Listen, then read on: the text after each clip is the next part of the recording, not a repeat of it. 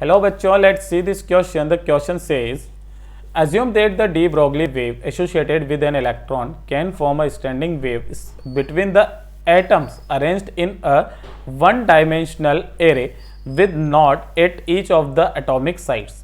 It is found that one such standing wave is formed if the distance d between the form of the array is 2 angstrom.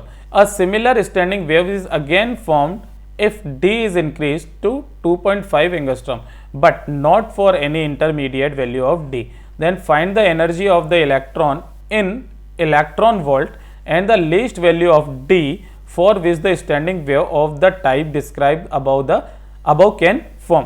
तो ध्यान से देखिएगा बेटा, बहुत simple सा question पूछा गया है, बस केवल लेंथी है, ठीक है। तो लेंथी से हमें घबराना नहीं है। सॉल्यूशन जो है यहाँ पर ध्यान से देखिएगा, अगर मैं यहाँ पर फिगर बनाऊँ इसके लिए तो ध्यान से देखिएगा, फिगर कुछ इस तरीके से हमारे पास में हो जाएगा। ये हमने एक लाइन बना लेते हैं सबसे पहले, तो ताकि हमारा जो फिगर है वो एकदम एग्जैक्ट बनेगा, ठीक है। यहाँ पर ये सबसे पहले फिगर बनाया, ये हमने 1 2 है ना, और ये 3, बस ये इतना रहने दीजिए। और यहाँ से हमने ये वापस से ले लेते हैं, ये 1 2 और ये 2.5, ठीक है।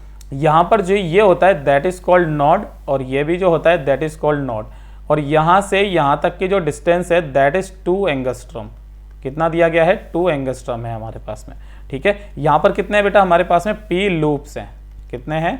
p लूप्स हैं, ठीक है। अब जो इसमें अगर हम थोड़ा सा भी बढ़ा देंगे तो ध्यान से देखिएगा बेटा, ये कितना हो जाएगा हमारे पास में, यहाँ से ये हो जाएगी इस तरह से, और यहाँ पर हम बना देते हैं ये 1 2 3, ठीक है।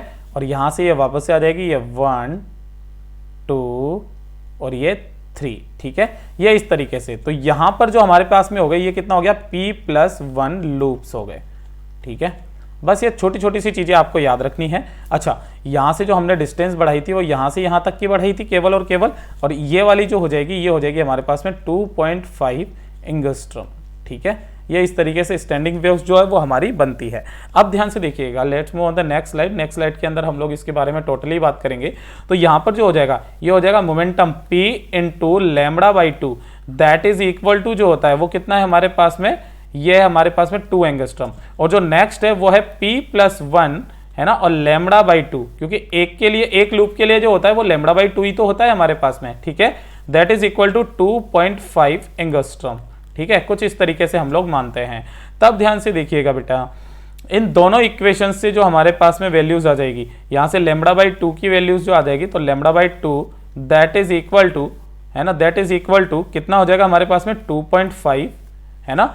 और यहाँ से अगर मैं माइनस कर दूं इसमें से कितना बेटा? 2 है ना, तो ये एंगस्ट्रॉम में, तो ये कितना आ जाएगा हमारे पास में? 0.5 है ना, और एक इसमें आ जाएगा एंगस्ट्रॉम के अंदर आ जाएगा। Then lambda will become 1 angstrom, ठीक है भाई। λ/2 इतना है तो लैम्बडा कितना आ गया हमारे पास में? 1 एंगस्ट्रॉम आ गया, या फिर we can say that the 10⁻⁻10 metre भी आ गया, ठीक है। तो ये तो हमारे पास में लैम्बडा की वैल्यू आ गई। तो चलिए इसको थोड़ा सा मैं उन्हें हाईलाइट किए दे रहा हूँ, ये आंसर नहीं है लेकिन फिर भी हम लोग यहाँ पर हाईलाइट किए दे रहे हैं इस चीज़ को, क्योंकि ये काम आने वाली है। ये हो गया, ठीक है। अब चलिए आगे बात कर लेते हैं। सबसे पहले ए में जो बोला गया है बेटा हमें, वो क्या बोला गया है? देखिए ये येलो हो गया, ब्लैक करते हैं इसको। ए के अंदर जो हमसे फाइंड आउट करवा रहा है वो एक तो करवा रहा है हमारे पास में but the for any intermediate d, तो find the energy of the electron in electron volt. एक तो एनर्जी निकालनी है और एक हमें डी की वैल्यू निकालनी है। तो चलिए सबसे पहले बात कर लेते हैं डी ब्रोगली वेवलेंथ की। तो डी ब्रोगली वेवलेंथ जो होती है लैम्बडा इज इक्वल टू, वो होती है h/p के इक्वल होती है, ठीक है। और h/p को हम लोग क्या लिखते हैं बेटा? p जो होती है वो होती है √2m और k के इक्वल होती है, ठीक है। 2mk मतलब काइनेटिक एनर्जी, ठीक है। तो ध्यान से देखिएगा, यहां पर अगर मैं k की वैल्यू को फाइंड आउट करूंगा तो k will comes out to be h² divided by, इन दोनों टर्म्स से मैंने निकाली है, तो h² divided by 2m lambda का स्क्वायर, ठीक है। सबकी वैल्यू है हमारे पास में, प्लैंक कांस्टेंट की वैल्यू कितनी होती है? 6.6 इंटू 10⁻⁻34, ठीक है। और ये इसका स्क्वायर हो जाएगा, और डिवाइडेड में जो आ जाएगा ये हो जाएगा हमारे पास में 2। इलेक्ट्रॉन का मास कितना होता है? 9.1 इंटू 10⁻31 है ना, और इनटू लैम्बडा कितना दिया गया है? 1 एंगस्ट्रॉम है हमारे पास में, यानी कि 10 की पावर -10 का स्क्वायर हो जाएगा। ठीक है, तो यहाँ से जैसे हम लोग इसको सॉल्व करते हैं तो देखिए k की वैल्यू क्या आ जाती है हमारे पास में, मैं अलग कलर से लिख देता हूँ इस चीज़ को, ये आ जाएगी हमारे पास में 2.415 इंटू 10 की पावर -17। ठीक है, और ये जूल के इक्वल। ठीक है, अब हम लोग इसको इलेक्ट्रॉन वोल्ट में बदलेंगे तो यहाँ से जो k की वैल्यू आ जाएगी, k इज इक्वल टू वो कितनी आ जाएगी 2.415 है ना, मल्टीप्लाई बाई 10 की पावर -17 और इसमें डिवाइड कर देंगे हम लोग किसका 1.6 इंटू 10 की पावर -19 का, तो ये किस में आ जाएगा इलेक्ट्रॉन वोल्ट के अंदर आ जाएगा। तो जो k की वैल्यू आ गई बेटा हमारे पास में that will comes out to be 150.8 electron volt के अप्रोक्सीमेट आएगी। तो ये वाला जो हो जाएगा हमारे पास में फर्स्ट का आंसर हो गया। ठीक है, तो जो हमारे पास में फर्स्ट जो हमसे ये पूछा गया था है ना एनर्जी के लिए, तो जो एनर्जी की वैल्यू आ गई दैट इज ये वाली। ठीक है, तो इसके पीछे मैं आंसर लिख देता हूं ताकि आपको समझने में आ जाए। ये आ जाएगा हमारे हो, ये तो येलो ही रहने देते हैं, ये हो जाएगा हमारे पास में आंसर में। ठीक, अब हमारे पास में जो सेकेंडली डी के बारे में पूछा गया है। ठीक है, तो देखिए बी की वैल्यू कितनी हो जाएगी हमारे पास में, बी में है ना, B is comes out to be the least value of D will be when only one loop is formed, when only one loop is formed है ना। D minimum कब हो जाएगा, when